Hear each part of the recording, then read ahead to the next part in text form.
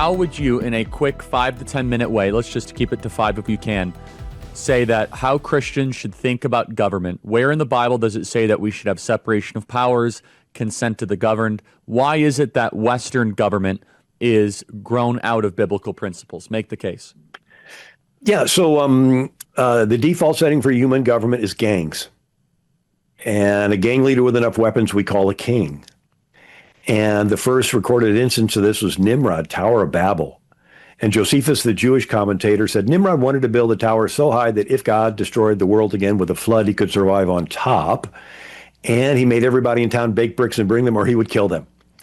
And since the population of the world was centered there in Mesopotamia, and he wanted to control it, in a sense, Nimrod was the first globalist. And God comes down, confuses the languages, the people scatter into language groups that turn into nations. Lo and behold, nations was God's invention to postpone a one world government. But every generation has some king, pharaoh, Caesar, Kaiser, Sultan, Tsar that wants to conquer other nations. And if left unchecked, they'd have been happy to conquer them all. And they keep getting bigger and bigger with the latest military advancements. The kings can kill more people. So instead of Cain killing Abel with a rock, they can kill with a bronze weapon, an iron weapon, a phalanx spear the Greeks had, scimitar sword that the Muslims had. And with the latest technological advancements, the kings can track more people.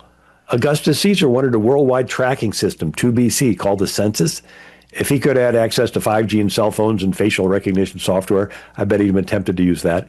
So these kingdoms keep getting bigger until the King of England had the biggest the sun never set on the British Empire. He was a globalist. He was a one-world government guy. India, Australia, New Zealand, Hong Kong, British Guyana, Canada, Barbados, Bermuda, Jamaica, and America. So America's founders broke away and flipped it and made the people the king. And so the word citizen is Greek. It means co-king. So kings have subjects who are subjected to their will. Republics have citizens. And the citizen is a co-king. Mm-hmm. And where did the founders get this idea? It's a polarity change. America is an experiment of a polarity change in the flow of power. Instead of top-down rule by gang leader kings, it's bottom-up rule by we, the people. That we got the idea from the New England pastors that in Connecticut, in New Hampshire, in Massachusetts, in Rhode Island.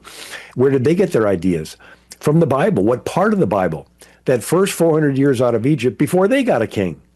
So king is the norm. The Pharaoh was one of the most powerful. And around 1400 BC, millions of Israelites come out of Egypt. And for 4 centuries, no king. And it worked because every citizen was taught the law and personally accountable to God to follow it.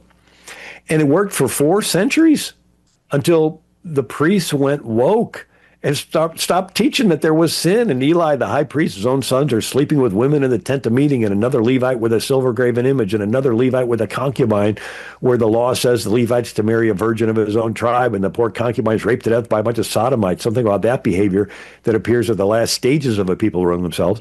And it turns into chaos. They all go to Samuel the prophet, and they say, this self-government system's not working anymore. We want to be like the other countries. We want a king. And Samuel cries, and the Lord tells Samuel, they did not reject you, they rejected me. Now, why is this story important? Kings of Europe look to the Bible for their authority, but they look to the King Saul and on part of the Bible, divine right of kings, I'm the royal gang leader. And the Pilgrims and Puritans that founded New England look to the pre-King Saul part of the Bible. Millions of people, everybody taught the law, personally accountable to God to follow it. So King Saul's the divider between England and America. For full shows, live and on demand, it's Salem News Channel.